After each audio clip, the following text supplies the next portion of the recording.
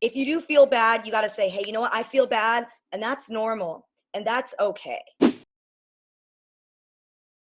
I wanted to talk to you about your latest column, Kat, because it's very timely right now. You're talking about basically how people shouldn't feel pressured to stay positive during isolation and the coronavirus. This is a very unique message, I think, because this isn't what we're seeing on social media.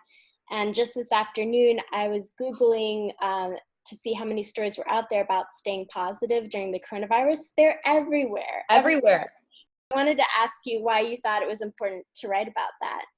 Well, it's not just the stories, it's also the memes and posts, and it's the same sort of message that I kept seeing, which I mentioned in my column, which was, our grandparents were called to the fight in the war, and you're being called to sit on your couch. And, Anne Frank didn't have Netflix. And it's like, you know what? You're right. Being hunted by the Gestapo is worse. Being on the battlefield in a global conflict that killed 75 million people is worse. Okay, like checkmate, you're right. That's true.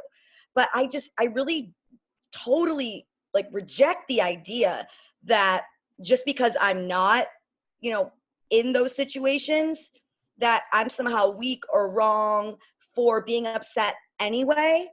And I do think gratitude is important. I am grateful for everything that I have. I know that many people have it a lot worse than I do. But at the same time, I still feel really awful sometimes. I've been really depressed. I've been really anxious. I've had a tough time. And I think it's worse when you sort of send this message, you have to stay positive, you have to be grateful, because then if you're not able to do that, then it's like you failed again, right? And it's like, it's not like I dropped my ice cream and I'm flipping out. Like, this is like society has collapsed. Things are really tough, things are really scary, and pretty much every coping mechanism under the sun, be it like going to the gym, going out, seeing friends, it's all illegal. So I think that yes, you should try to stay positive, but at the same time, if you do feel bad, you got to say, hey, you know what? I feel bad, and that's normal, and that's okay. Right. And that's a huge message, a brave message really to be Yeah. putting out there right now. How are you holding up? You're in New York City, right? Yeah. Oh, I see yeah. And I buildings live behind you.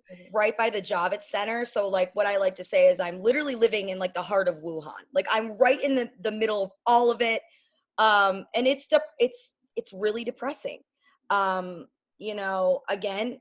I I'm grateful that I, don't have to worry about paying the rent right now. A lot of people are in that situation, but you know what?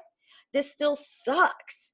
I get really bummed, and there's like a lot of concerts I was really looking forward to going to. Obviously, not going to happen. Right. So, for example, I tried to be like, in the shower, I'm going to like play music, and kind of like dance around and try to like get in a good mindset.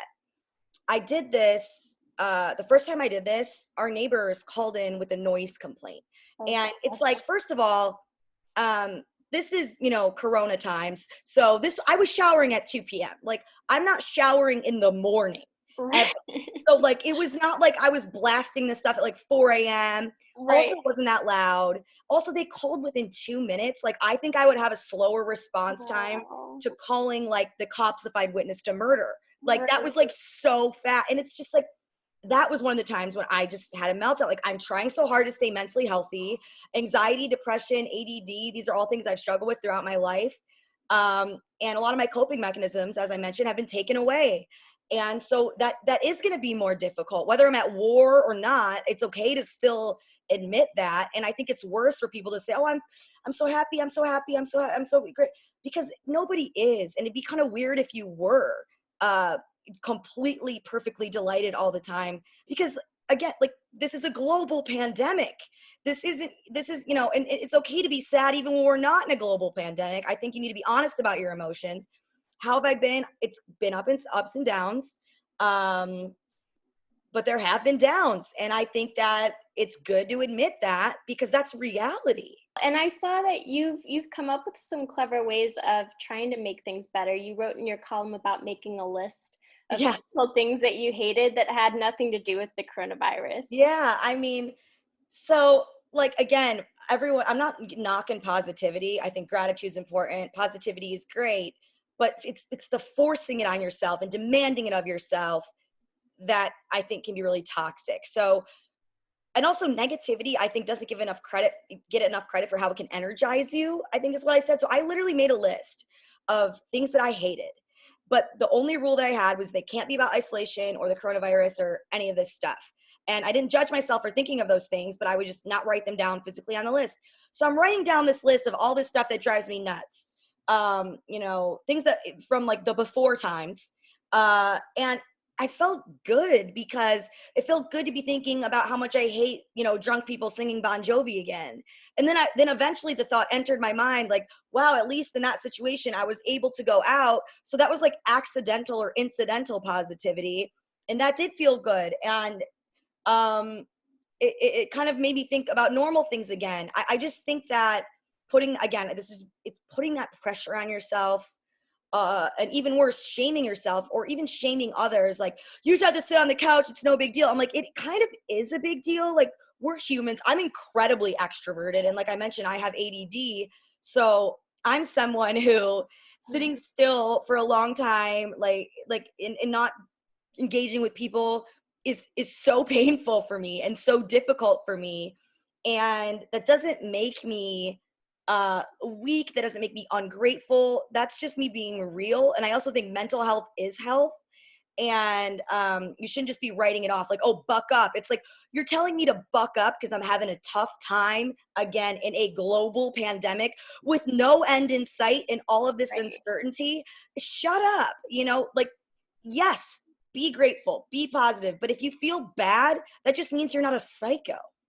I just have one last question for you. Can you think of any ways that we can get this message out there more, encourage other members of the media to bring out this message, other than you writing about it? Yeah, I mean, that's what I tried to do. I mean, talking about mental health in general is something that's stigmatized always, whether it's in this situation or not. And what's bad about that is it's super common, and it's also nothing to be ashamed of. And the more you don't talk about it, the worse it can kind of get, because you can feel like you're lying if you just say, like I said when I began this call, I don't want you to think the way I look right now is how I've been looking this night. I'm going into Fox here in a couple minutes. So I have my whole uniform costume, whatever, Barbie look. I'm not looking like this. And I have been too depressed to get off the couch. And I have cried. I cried this week. And just being able to say that, it kind of acknowledging it and saying, yep, I feel bad. It kind of takes some of the power away of the negative feelings, because they'll still be there, but you don't have the added negative feelings of, I feel this way and I have to be ashamed of it. Right. So just more conversation, more honesty, fewer memes being like, well, if you're not Anne Frank, then you don't get to be upset. Like, obviously, the story of Anne Frank is one of the most horrific stories in the history of history. But that doesn't mean that pain doesn't exist in other contexts. And I think pain existing here is normal and natural, and we need to normalize that so you're not adding shame on top of the pain.